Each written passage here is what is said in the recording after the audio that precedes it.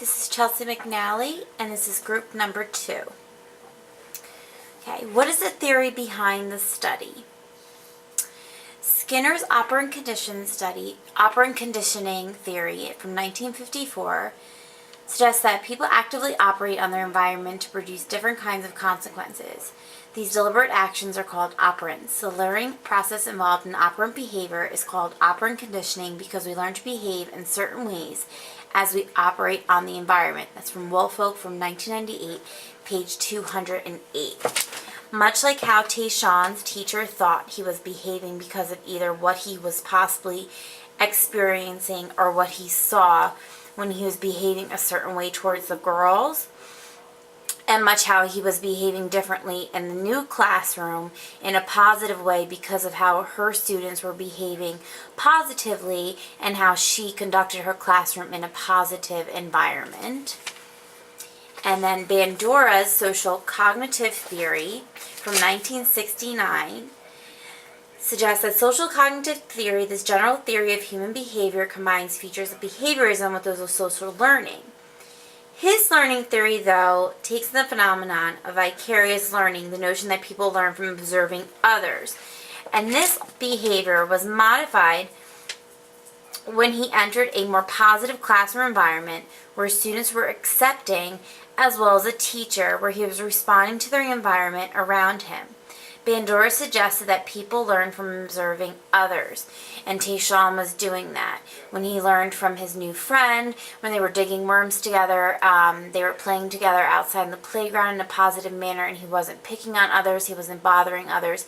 He was a new child. Tayshaun was moved from another classroom, and he was misbehaving terribly.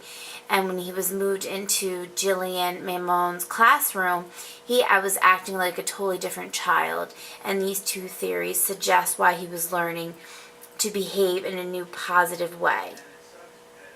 So Tayshaun learned from his new friend as they worked on the biography writing assignment together, as well as to behave positively from the other classmates and the teacher.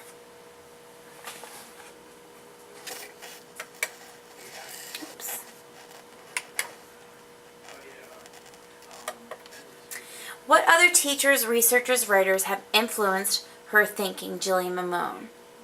Patricia Carini from 2001 teaches me that the subject of my attention always exceeds what I can see. And Jillian Mamone says that writing and writing about her classroom is a way to keep learning. And she always says that. Sheen says that her classroom is like a mirror. A reflection into the world is a way to understand how the world works, and thus the world helps her understand her classroom.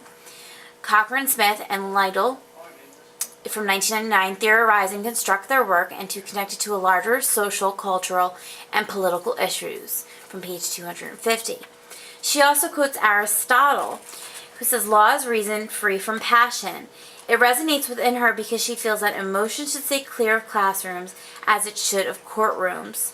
She quotes, "I am least fair when I am emotional," in her classroom.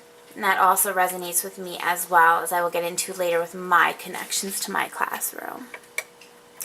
What sense does this teacher make about the findings? Positivity equals great change. Tayshaun made great change with a new positive classroom environment, with new friends and new positivity with a new positive teacher. He gained great strides and became a new character as such because of that. Standardized tests do not measure all students' progress. As Jillian Mamone was measuring her students' progress, she realized that they do not measure a student's progress because Tayshaun made amazing progress, and when he was taking his standardized test, he could not do well in the academic portion, yet he made tremendous progress in the classroom. And her reflection drives good practice. Her writing is what drives good practice, and that's what she feels. What are the implications for practice? Positive reinforcement in the classroom. Classroom community, building a classroom community that's positive and that brings the students together, including the community, the parents, the other teachers, the students, and everyone all together.